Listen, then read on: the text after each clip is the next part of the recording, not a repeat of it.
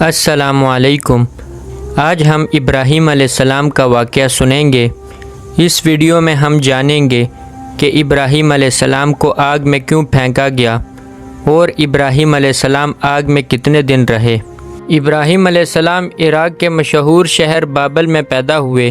ابراہیم علیہ السلام کے والد بتوں کو تراش کر بیچتے تھے اور خود بھی بتوں کی عبادت کرتے تھے۔ ابراہیم علیہ السلام نے اپنے باپ اور اپنی قوم سے فرمایا، تم کس کی عبادت کرتے ہو؟ وہ کہنے لگے، بتوں کی۔ ابراہیم علیہ السلام نے فرمایا، جب تم بتوں کو پکارتے ہو تو کیا وہ سنتے بھی ہیں یا وہ تمہیں نفع یا نقصان بھی پہنچا سکتے ہیں؟ تو لوگوں نے کہا، یہ ہم کچھ نہیں جانتے، ہم نے تو اپنے باپ دادوں کو اسی طرح کرتے پایا ہے۔ اللہ نے ابراہیم علیہ السلام کو کم عمر میں ہی ہدایت دے دی تھی، اس لیے ابراہیم علیہ السلام نے ایک لمحے کے لیے بھی بتوں کی عبادت نہیں کی تھی۔ ابراہیم علیہ السلام نے اپنے باپ کو سمجھانے کی بہت کوشش کی اور فرمایا، ابا، مجھے ایسا علم ملا ہے جو آپ کو نہیں ملا ہے، اس لیے میرے ساتھ ہو جائیے، میں آپ کو سیدھا راستہ دکھاؤں گا۔ ابا، شیطان کی عبادت نہ کیجیے، بے شک شیطان اللہ کا نافرمان ہے۔ ابا، مجھے ڈر لگتا ہے کہ آپ کو اللہ کا عذاب نہ پکڑ لے۔ ان کے باپ نے جواب دیا، اے ابراہیم، کیا تو میرے معبودوں سے پھیرا ہوا ہے؟ اگر تو باز نہ آیا تو میں تجھے سنگسار کر دوں گا۔ تو مجھ سے دور چلا جا اور کبھی نظر نہ آئے۔ ابراہیم علیہ السلام نے اپنے باپ سے فرمایا، آپ پر سلامتی ہو، میں اپنے رب سے آپ کے لیے بخشش طلب کرتا رہوں گا۔ والد کے سخت جواب کے بعد ابراہیم علیہ السلام نے ان سے علیحدگی اختیار کر لی۔ ابراہیم علیہ السلام کو بت پرستی سے سخت نفرت تھی۔ عید کے دن ان کی قوم کے لوگ کھانا پکا کر بتوں کے سامنے رکھ دیتے تھے، پھر شہر کے باہر ایک میدان میں جمع ہوتے، وہاں کھیلتے کودتے اور خوشیاں مناتے۔ شام کو گھروں کی طرف آتے، صبح بتوں کے پاس جو کھانا رکھ گئے ہوتے تھے اس کو اٹھاتے اور تبرک سمجھ کر کھا جاتے۔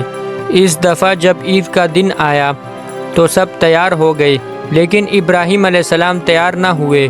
وہ لوگ جانے سے پہلے ابراہیم علیہ السلام کے پاس آئے اور پوچھنے لگے، کیا آپ ہمارے ساتھ نہیں جائیں گے؟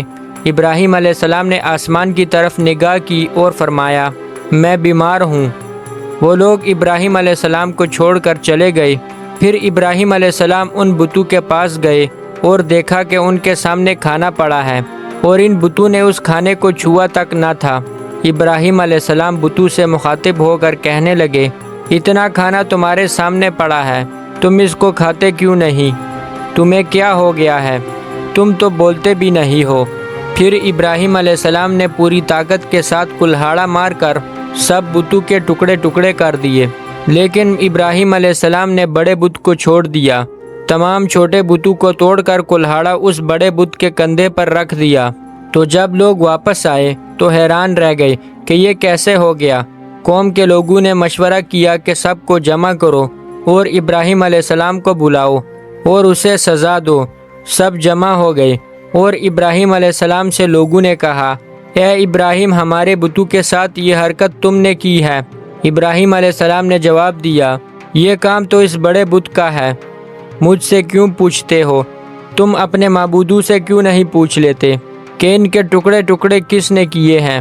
ابراہیم علیہ السلام کی یہ بات سن کر وہ سب لوگ سوچ میں پڑ گئے اور پھر لوگوں نے کہا، اے ابراہیم، کیا تمہیں علم نہیں کہ یہ بول نہیں سکتے؟ اب ابراہیم علیہ السلام نے فرمایا، تم اللہ کے سوا ان کی عبادت کیوں کرتے ہو جو تمہیں کچھ بھی نفع نہیں دے سکتے اور نہ ہی نقصان پہنچا سکتے ہیں؟ تعجب ہے تم پر بھی اور ان پر بھی جن کو تم اللہ کے سوا پکارتے ہو۔ تم ان کی پوجا کرتے ہو جن کو تم خود اپنے ہاتھوں سے تراشتے ہو۔ کیا تم میں بالکل عقل نہیں؟ سب کچھ سمجھنے کے بعد بھی وہ لوگ کفر پر ڈٹے رہے اور ابراہیم علیہ السلام کو سزا دینے کا فیصلہ کر لیا۔ پھر ان لوگوں نے ایک میدان میں کئی دن تک بہت ساری لکڑیاں جمع کی اور اس میں آگ لگا دی۔ جب آگ خوب بھڑک اٹھی تو لوگوں نے ابراہیم علیہ السلام کو رسیوں سے باندھ کر آگ میں ڈال دیا۔ اس وقت ابراہیم علیہ السلام نے یہ دعا پڑھی، حسبنا اللہ و نعم الوکیل، میرے لیے اللہ کافی ہے اور وہی بہترین کارساز ہے۔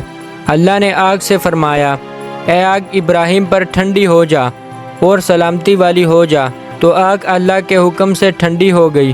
آگ نے نہ ابراہیم علیہ السلام کے کپڑے جلائے اور نہ جسم کے کسی حصے کو نقصان پہنچایا، صرف وہ رسیاں جلائی جس سے آپ علیہ السلام کو باندھا گیا تھا۔ لوگ ابراہیم علیہ السلام کو آگ میں جلتا ہوا دیکھنے کے لیے کھڑے تھے، لیکن وہ یہ دیکھ کر حیران رہ گئے کہ ابراہیم علیہ السلام بڑے ناز سے آگ کے درمیان بیٹھے ہیں۔ لوگ اس معجزے کو دیکھ کر حیرت زدہ تھے۔ پھر ابراہیم علیہ السلام آگ سے نکلے۔ اتنا بڑا معجزہ دیکھنے کے بعد لوط علیہ السلام کے سوا کوئی ایمان نہ لایا۔ پورے بابل شہر کے لوگ کفر پر ڈٹے رہے۔ ابراہیم علیہ السلام ان کا یہ رویہ دیکھ کر نا امید ہو گئے کہ اس سے بڑھ کر یہ کون سا معجزہ دیکھنا چاہتے ہیں۔ جب ابراہیم علیہ السلام لوگوں سے مایوس ہو چکے تو فرمایا کہ میں اپنے رب کے پاس جاتا ہوں، یعنی جہاں میرے رب کا حکم ہوگا۔ اب میں وہاں جاتا ہوں کہ وہاں کے لوگوں کو خدا کا حکم سناؤں گا۔ اس کے بعد ابراہیم علیہ السلام عراق سے شام کی طرف ہجرت کر گئے اور وہاں جا کر انہوں نے اپنے چچا کی بیٹی سارہ سے شادی کی اور وہی رہنے لگے۔ تو یہ تھا ابراہیم علیہ السلام کو آگ میں ڈالنے کا واقعہ۔ حضرت ابراہیم علیہ السلام کی آگے کی زندگی کے حالات و واقعات آپ کو اگلی ویڈیوز میں ملیں گے۔ تب تک کے لیے اپنا خیال رکھیں۔ اللہ حافظ۔